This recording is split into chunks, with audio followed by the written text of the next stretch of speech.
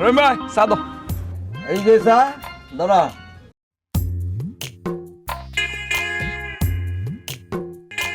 কি হয়েছে চায়ের চোখে? তো চা তো দিলামই। চাকে লেগে দিলাম এটা জানো, আগের থেকে আমি বানাই রাখছি। আমি দেখতেছি যখন তুমি আইতেছো এই ফাঁকে আমি চা বানাইয়া তোমার জন্য রেখে দিছি। ঘটনা হইলো তোমরা আইসা অর্ডার দিবা, আমি এই ফাঁকে চা বানাবো, আর চা বানানোর সময় তোমরা দুইজন মিলে আমার দোকান থেকে চুরি করবা, এই বিদ্যা আমি জানি। ওরে বাপ রে বাপ, রহিম ভাই তুমি তো মেলা চালাক। তোমার মতো চালাক লোক যদি আমাদের সাথে এখন তাহে, তাহলে আমার কাছে মনে হয় যে অল্প দিন আমরা কোটিপতি হয়ে যাবো। যাবা নাকি আমাদের? আরে ভাই এই কাম অনেক আগেই ছেড়া দিচ্ছি, এখন সব পথে ইনকাম করি, দোকানদারি করি, বুঝছো? শুনো, একটা জিনিস আমি চিন্তা করে দেখলাম, এই দেশের অর্ধেক মানুষই হইলো গিয়ে চোর। কারণ আমগুলোকে যারই দেখা হয় হ্যাঁ নাকি আগে চোর ছিল, এখন ভালো হয়ে গেছে। আচ্ছা ঠিক আছে, চিন্তা করিস না, আজকের পর থেকে আমরাও ভালো হয়ে যাবো।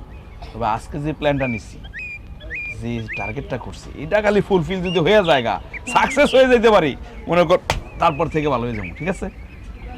রহিম ভাই হ্যাঁ 3টা পান দেন তো, জর্দা দিয়া কাঁচা সুপারি দিয়া। এই 3টা পান কে লেগা? তোমরা মানুষ হচ্ছে 2 জন, 3টা লাগবে কে লেগা? আরে রহিম ভাই এটা হইলো গিয়ে অতিরিক্ত। অতিরিক্ত?